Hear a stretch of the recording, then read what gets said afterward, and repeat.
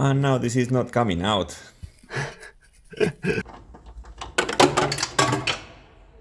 Oh shit. Good morning.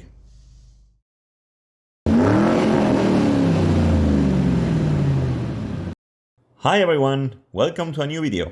After the downer ending of the last video, I am back to get the longed-for tube sticker. Here we go. Well, here we are. As you saw in the previous episode, the coolant tank exploded. It burst here, where both halves of the plastic tank are welded together. Unfortunately, it is a very typical issue in these cars. Over the years and the mileage, the tank turns from the original white color to this brownish one, which indicates that this can happen, and this is exactly what happened here. So I am going to proceed to replace it and fill it with coolant. After that, I will replace the front left tie rod, which, if you remember, it was the other issue that was found on the tube. This should be enough to pass the tube, as there were no other issues. Exhaust emissions were fine, lights and brakes also fine, everything was fine except in that tie rod, and of course the coolant leakage that was documented when it exploded just into the tube station. What a mess it was. Let's start the work. I have to first remove this nut and detach this hose here and a second one on the bottom. Previously, I have to disconnect the spark plugs wires to gain some room. It doesn't sound very difficult, so let's go.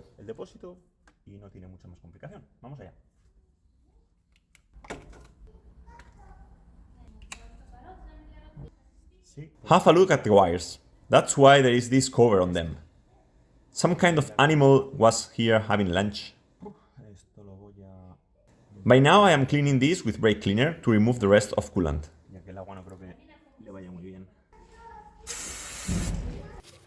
Don't worry, I am going to replace the wires soon.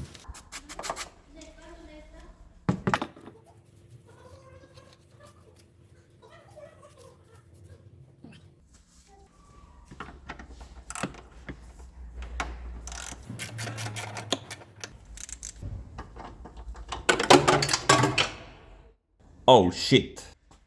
I have finally get it back. Let's move on.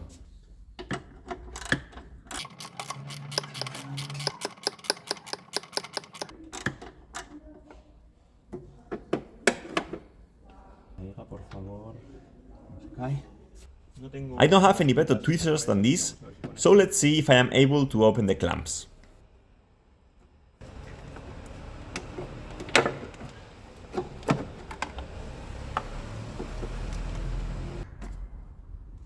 Okay, it's out.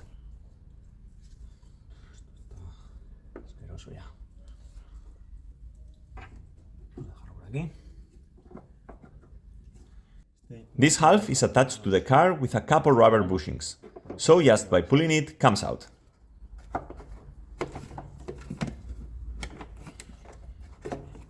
And down here is the other hose. I cannot see the clamp. Yep, it is here.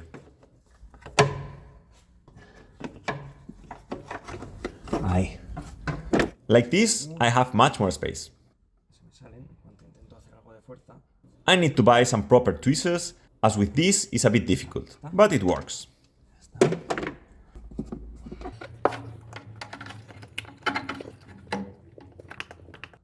And it is coming out. Fine. Here it is. This is the new one from Male, just like the original one. Made in China. If it works for the next 155,000 miles, it's okay for me. So now, in reverse order, plug in the lower hose, put the clamp back in place. There it is. I now need to turn it so it can fit properly in its place. It is stuck. Finally. And now I just have to place it into the two bushings back here. That's it. I can plug in the upper hose. clamp is now in its place. The upper anchor point, due to the explosion, has bent upwards and does not fit, so I have to put it back in place. Now it fits properly. What is left is to put the nut back in place. Down here is okay, and here also.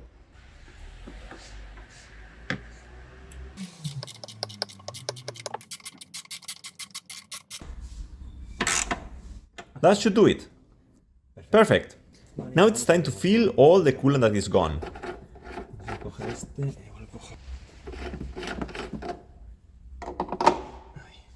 Regarding the coolant, I have been researching online and the recommended one is the G48, and in some places it is written that the G11 is equivalent. I had at home lying around some G48, which is pretty difficult to find nowadays.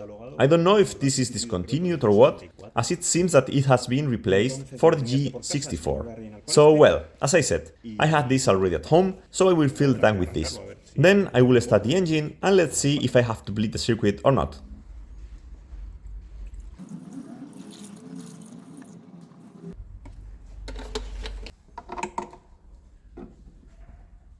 It is far away from the min mark. Let's pour a bit more.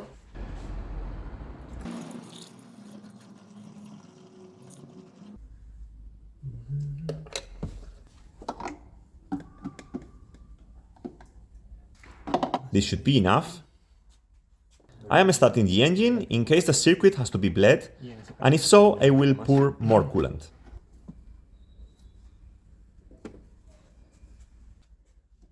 In case of bleeding is necessary, it is recommended to turn on the heating at its max and set the minimum speed of the fan, so the whole circuit can be properly bled. Let's go! By the way, very important to plug the spark plug wires back if we want to start the engine. I know these wires are bad, but I didn't buy new ones yet.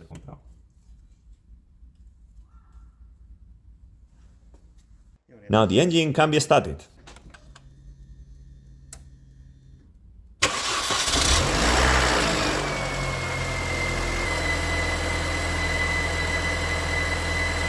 Don't panic, that the smoke is normal, as it is burning all the coolant that was spilled over the engine bay. Better don't get too close, I wouldn't like to breathe that smoke.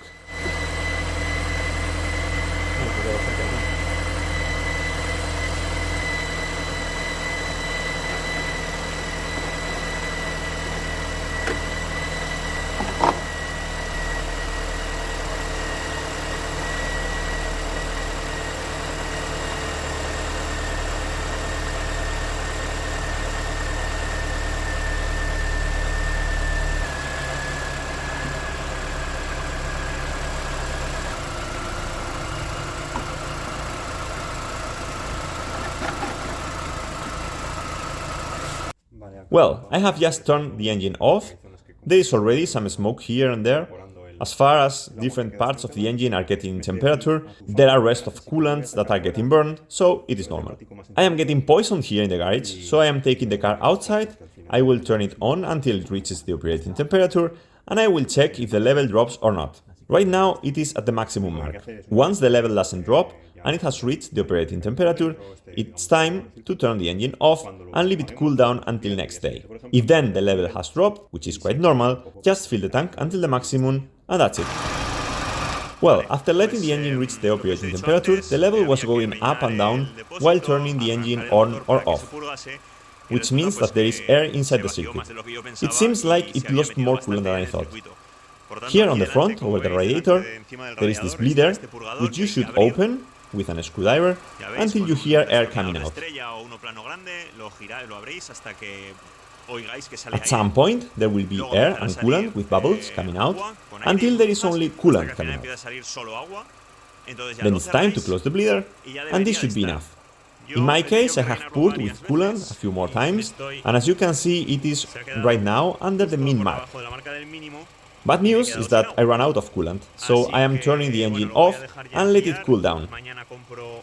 Tomorrow I will buy a bottle of coolant and fill it to the maximum and should be okay. Finally, the next morning, the level had not dropped more than what you see here, so I filled it up to the maximum and it was perfect. The other defect on the tube inspection was the tie rod end on this side.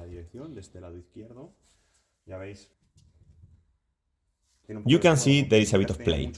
If you have seen the videos of the Picasso, there the play was massive. In this case it is not that bad, but it is not good, so it cannot pass the tube like this.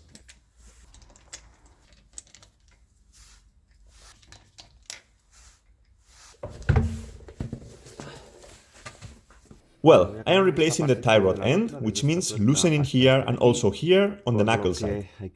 I need to loosen this nut and pop the ball joint out and loosen this other nut to separate it from the rest of the tie rod. Let's see how difficult it is going to be, as all this is very rusty.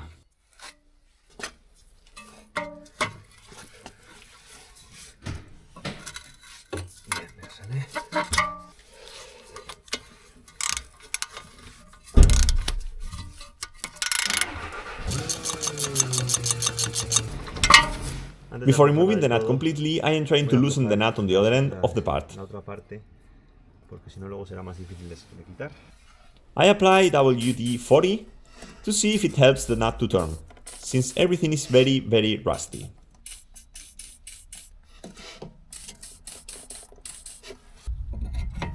Aquí, y con esta a ver si puedo hacer suficiente fuerza.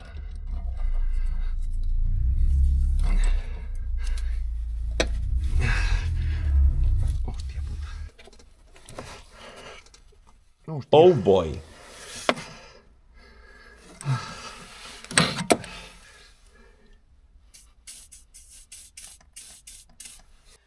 I have turned the steering wheel to gain some more space here. Hopefully this will help.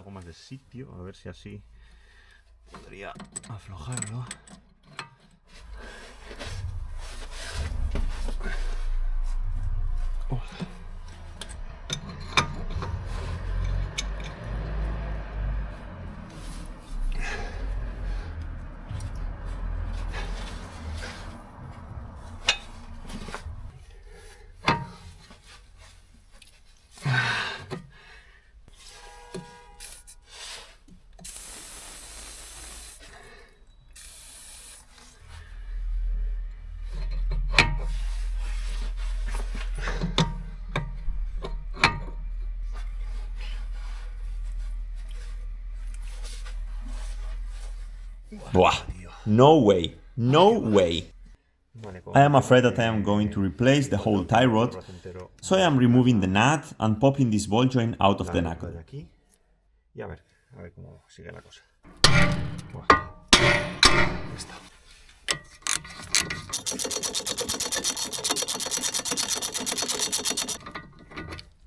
The whole thing is spinning.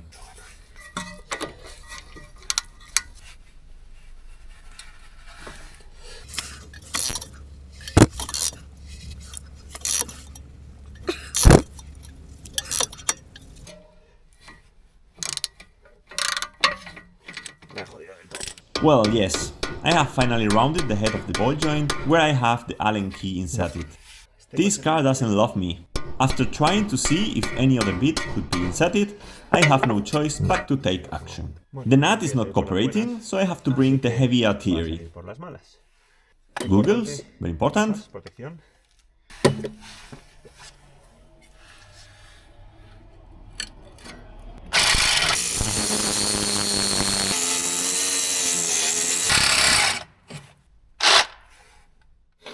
Oh my god, I am almost done. Battery is dry like a pistachio. In the absence of technology, I will do it by hand. Better with this one.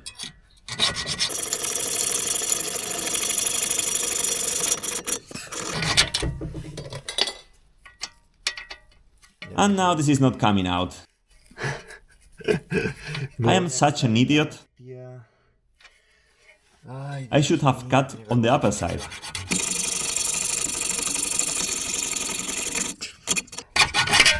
Finally, now it's out. Part 1 of the job is done. I always have this so close, as this is really good. I don't even know how much did this cost, but it has always been very helpful. ni lo sé y me ha venido bien para muchas cosas. I'm going to remove the whole tie rod. To do so, I have to first pull this... what is its name? I have to pull this back. And then get access from the lower side to the head of the tie rod. So, to pull this back, I first need to remove this clamp, which can be opened with the tip of a flat screwdriver, and by turning it will get opened.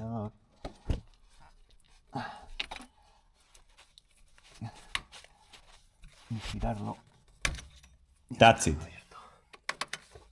I will put later a new one, a clamp with a screw, which is easier to mount.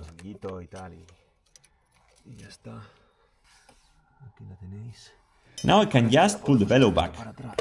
That's it. Here is the head of the tie rod. I need to turn the steering to the left, as the tie rod nut is far away from the gap where I can get the wrench in. I am doing this in a moment, and then I will show you how can you get access to the nut through the gap between the subframe and the lower arm, in order to press a 34mm wrench and be able to loosen the tie rod. As I have told you, you need to get the 34mm wrench in this gap.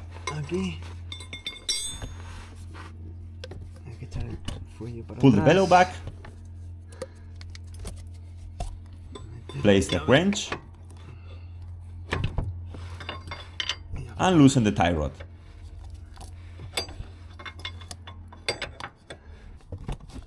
This already gets out with the hand.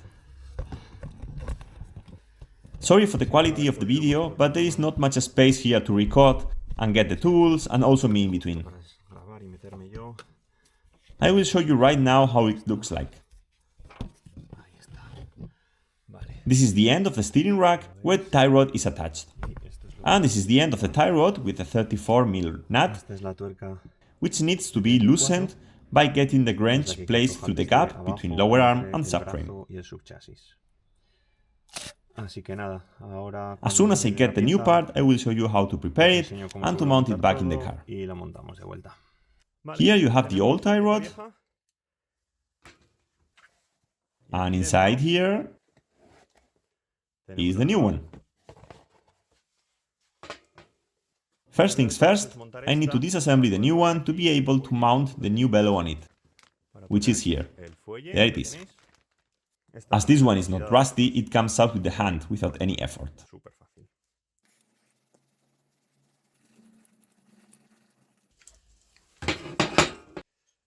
Take the ring out.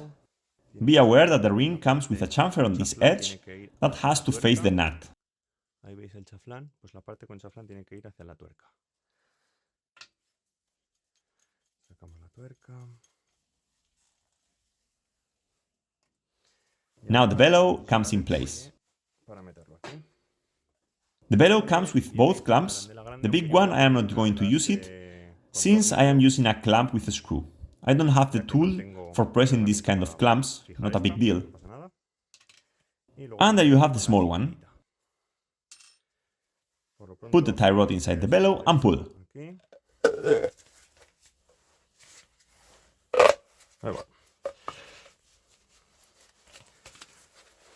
Too much force.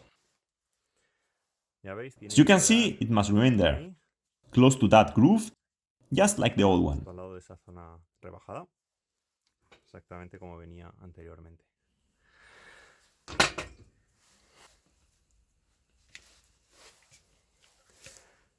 The little one is in place.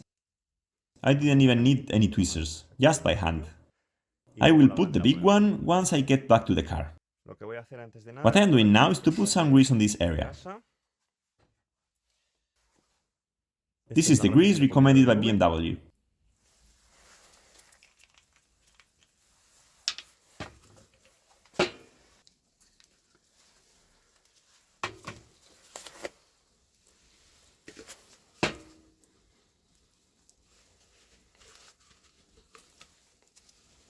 Spread it around the nut.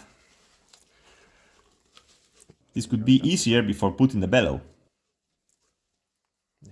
That's it, very lubricated. I am cleaning the thread as I don't want it to be that greasy. No me dé problemas. Ahí está. Much better. Y ahora Now it's time to set the new tie rod with the same length as the old one. a la misma longitud que la vieja. Por lo que aquí ya he medido. Vamos a medirlo otra vez bien. Desde la punta. So I am measuring the old one, from the nut until the ball joint. Ahí. Hasta el eje. Ahí lo tenéis. 38.5 millimeters. Vale. Fine. Ahora tenemos que poner. Now I just have to plug both pads at the same length. La longitud de 38,5. Metemos. First, the nut goes in.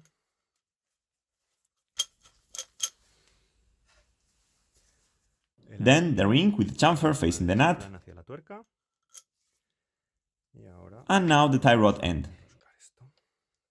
The easiest way would be to disassemble the old tie rod end and count how many turns are necessary to disassemble it, but it was impossible to loosen it. That's why I have to do it like this.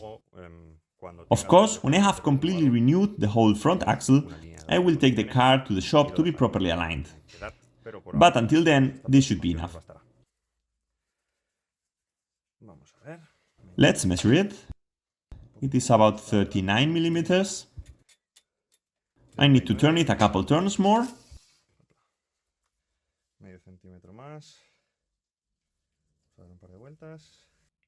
That's it, 38.5.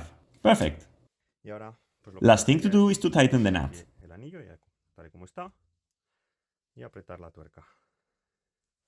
To do so, I need a 24mm wrench here and a 19 here. 19, 24, done.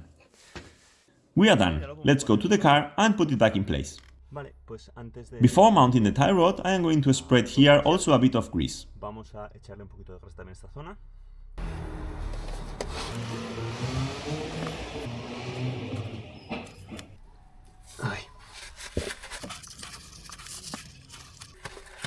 And now, let's put it in place. A montar la axial.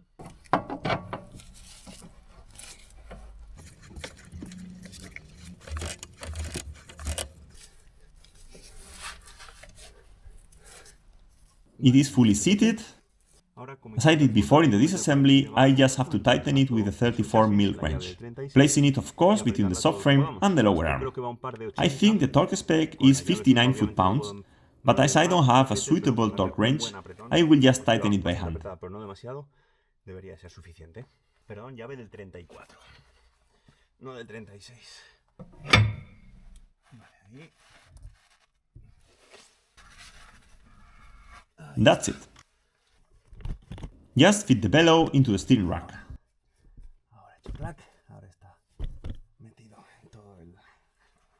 I am sorry for the quality of these last images, but I don't have many space here. If I had a lift, it would be much easier to work on the car and record it, but this is what it is. Now just place the clamp in place and tighten it.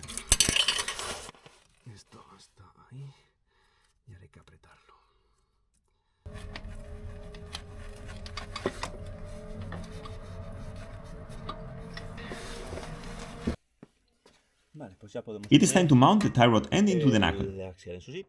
Remove the nut.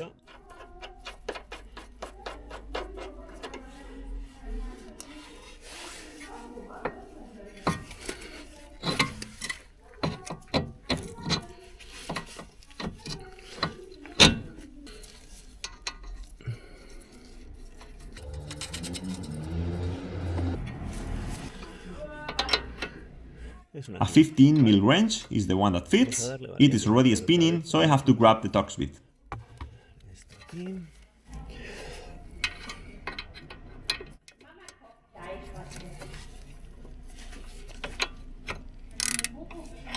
Perdón, al revés.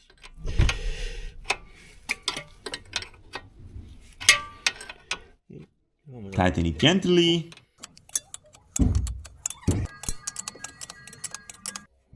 This is getting hard, so it's time for the torque wrench. Así que aquí tocará darle ya su par de apriete. Done. Finally, I only have to mount the wheel and check that there is no more play in the suspension.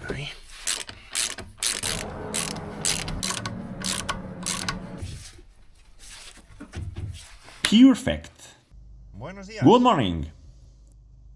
Aquí Here I estamos, am, bien prontito very por la early in the mañana. morning. Vamos Let's a see ver if the si second me voy time a la is the segunda charm. casa. Os lo I cuento see you in a un segundito. second. Hasta ahora. Ahí There está, it is. It passed. Come on. And that's all for today. In the next video we pause the project to present you a new improvement for the channel and for myself, although it's going to give me even more work than I already have. So if you don't want to miss it, subscribe to the channel, and as always, if you like the content, give it a like, it helps a lot. Share it, rate me a comment, and those little things you can do on YouTube. Thanks for watching, goodbye!